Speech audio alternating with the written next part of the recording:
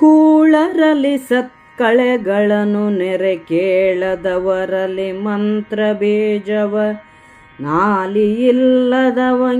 ರೂಪ ವಿಲಾಸ ವಿಭ್ರಮವ ಹೇಳುವಂತಿರೆ ನಿಮ್ಮ ವಿದುರನ ಕೇಳಿಸಿದರ ಕಾರ್ಯಗತಿಗೆ ವಿತಾಳವಾಗದೆ ಬೊಪ್ಪ ಎಂದನು ನಗುತ್ತ ಕುರುರಾಯ. ಅರುಹಿದರೆ ವಿದುರಂಗೆ ಕಾರ್ಯವ ಮುರಿವನಾತನು ಬಳಿಕ ನಿಮ್ಮಯ ಕಿರಿಯ ತಮ್ಮನ ಮಕ್ಕಳಿಗೆ ಕೊಡಿ ಹಸ್ತಿನಾಪುರವ. ಹರುಕುಗಳು ನಾವು 100 ಮಕ್ಕಳು ಹೊರಗೆ ಬದುಕುವೆ ವಯಸಲೇ ನಿಮ್ಮುರುವ ಮಕ್ಕಳು ಗೂಡಿ ಸುಖದಲ್ಲಿ ರಾಜ್ಯವಾಳೆಂದ.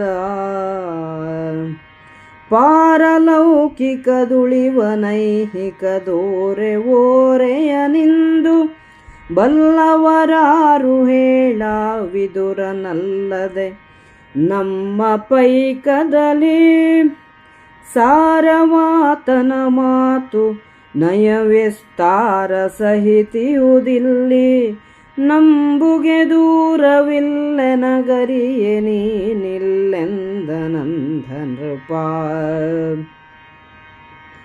ತಿಳುಹಿ ವಿದುರನ ಮರ ಕರೆಯಲು ಕಳುಹುವೆನು ಯಮಸೂನು ನಿಮ್ಮಯ ಬಲುಹಿನಲಿ ಬಳುಕುವನೆ ಭೀಮಾರ್ಜುನರು ಕಿರುಕುಳರೆ. ತಿಳಿವೊಡೀತನ ಬುದ್ಧಿಯೇ ನಿರ್ಮಲಿನಬಹುದು ನಿಧಾನವಿದು ನೀ ಕಳವಳಿಸದಿದ್ದರೆ ಮನೋರಥ ಸಿದ್ಧಿಯಹುದೆಂದ. ನೀ ಕರುಣದಲ್ಲಿ ನಮ್ಮ ಸಲಹುವಡ ಕುಮಾರರ ಕರೆಸಿಕೊಟ್ಟರೆ ಸಾಕು ಮತ್ತೊಂದಿಹುದಲೇ ಪಾಂಚಾಲ ನಂದನೆಯ. ನೂಕಿ ಮುಂದಲೆ ವಿಡಿದು ತೊತ್ತಿರೊಳಾಕೆಯನ್ನು ಕುಳ್ಳಿರಿಸಿದಂದು ವಿಶೋಕನ ಹೆನ ದಿವಸದಲ್ಲಿ ಕೃತಕೃತ್ಯತಾನಿಂದ. ಕೌರವನು ನಗುತ್ತಾ ನೀಚರಿಗೆ ಸನ್ಮಾರ್ಗವನ್ನು ಕೇಳದಿರುವವರ ಜೊತೆಗೆ ಮಂತ್ರಾಲೋಚನೆಯನ್ನು ಕಣ್ಣಿಲ್ಲದ ಕುರುಡನಿಗೆ ರೂಪ ವಿಲಾಸ ವಿಭ್ರಮಗಳನ್ನು ಹೇಳುವ ಹಾಗೆ ನಿಮ್ಮ ವಿದುರನ ಬಳಿ ಕೇಳಿದರೆ ಕೆಲಸವು ತಾಳ ತಪ್ಪುವುದಿಲ್ಲವೇ ಎಂದನು.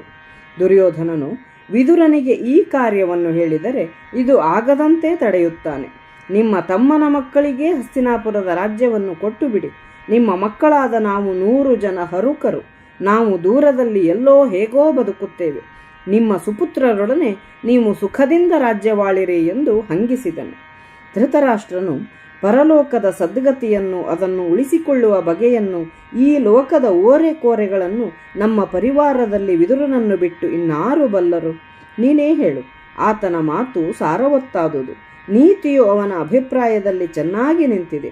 ನನಗೆ ತಿಳಿದಿದೆ, ನೀನು ತಿಳಿದಿಲ್ಲ, ನಿಲ್ಲು ಎಂದು ಹೇಳಿದನು.